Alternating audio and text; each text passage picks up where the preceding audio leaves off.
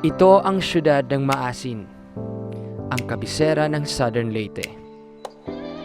Sabi ng isang kaklasiko noon, merong isang napakagandang talon at kuweba sa lugar na ito.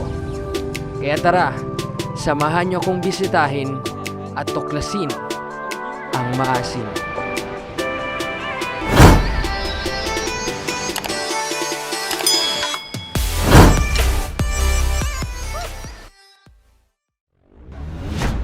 Mula sa Tacloban, kailangan kong mag-travel ng 4 na oras patungo sa siyudad ng Maasin.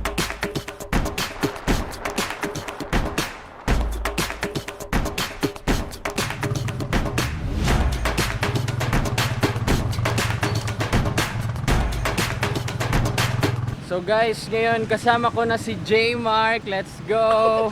Siya ay dati kong classmate noon. And nahihiya siya kasi mga taga dito yung mga kakilala niya. So meron tayong i-meet ngayong hapon kasi nga pupunta na tayo sa falls. And then yung iba first time ko palang mamimit. So napaka-interesting.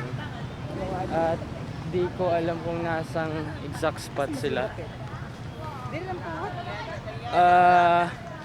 Asa man ang Petron? What's up? Murag mas vlogger magka-tanawon niyo. So guys, nandito si Jomi. Jason. Sigon. Reggie. Kailan mo? Kailan mo. So this is Princess Reggie. Mula sa proper ng Maasin, kailangan nating sumakay ng tricycle patungo sa barangay ng Maria Clara.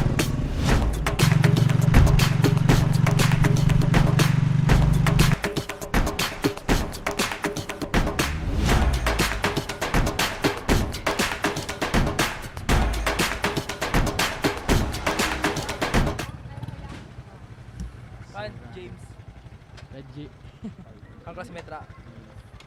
At pagdating sa lugar ng Maria Clara, kailangan nating sumakay ng habal-habal. Siyempre kung wala kang sariling motor. At ang usual na pasahe dito ay 75 pesos kada tao. Come on. Kailangan to kuya, duharami. Naharaman me.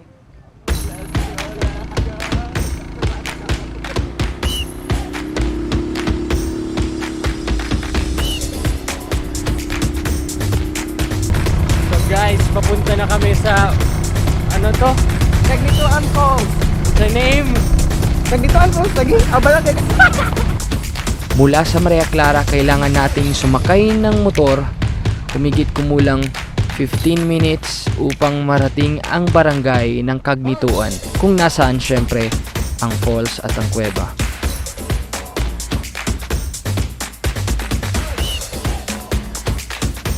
Pagdating agad natin sa barangay Kagnituan, ay diretso na tayong magtutungo sa kanilang barangay hall. Doon tayo magpaparegister kung saan ang bayad ay 20 pesos kada tao. At kung akala ninyo ay tapos na ang paghihirap namin, nagsisimula pa lang.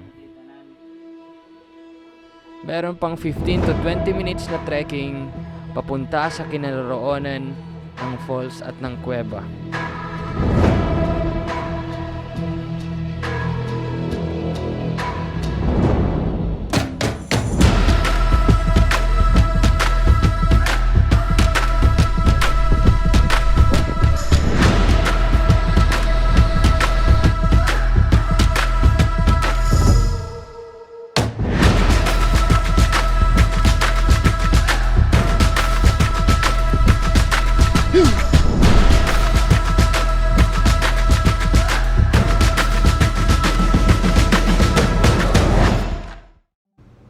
Pero tiyak namang matatanggal ang pagod mo pag nakita mo ang napakagandang falls na ito, ang Kagnituan Falls.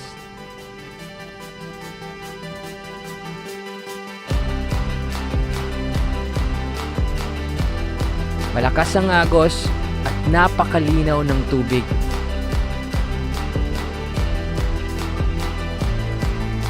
konti lang ang bumibisita dito. Kaya usually Pag pumunta kayo dito, kayo lang ang tao dito. Malamig din ang tubig dito, kaya perfect na perfect sa summer.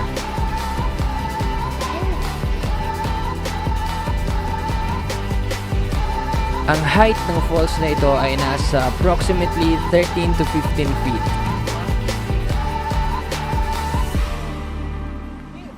Sa taas naman ng falls na ito ay makikita natin ang Ginsuhutan Cave. Kaunting akyat lang at kaunting lakad, mararating mo agad ang napakagandang cave.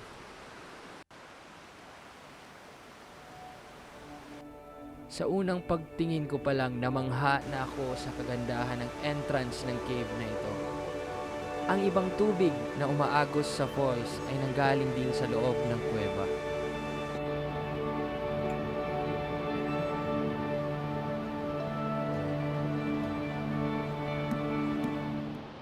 Well, kung itatanong nyo naman kung makakakuha kayo ng Instagrammable na pictures sa lugar na ito, titingnan natin.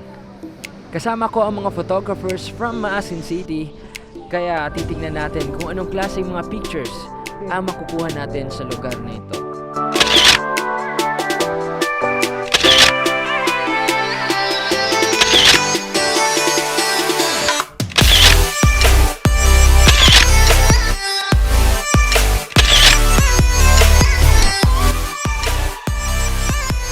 Well, hindi makukumpleto ang araw na ito kung hindi tayo mag-cliff jumping. Kaya tara, let's go jump!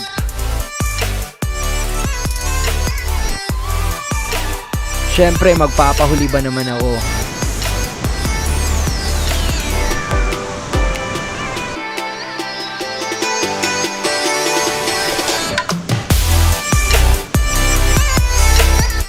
Napakaganda ng lugar na ito. I will definitely recommend this place. Kung gusto nyo ng tahimik na lugar, gusto nyo ng malinis na tubig, at gusto nyo mag-chill at mag-refresh, ito ang lugar na para sa inyo. Dito ka lang makakakita ng falls and cave in one place. Siguradong hindi ka magsisisi pag narating mo at napuntahan mo ang lugar na ito.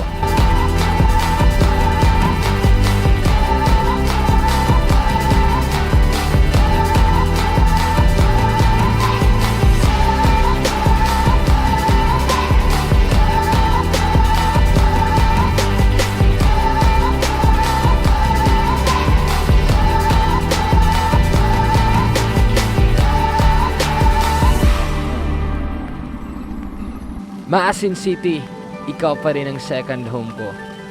Babalik at babalik ako dito. Hanggang sa muli. See you in the next video.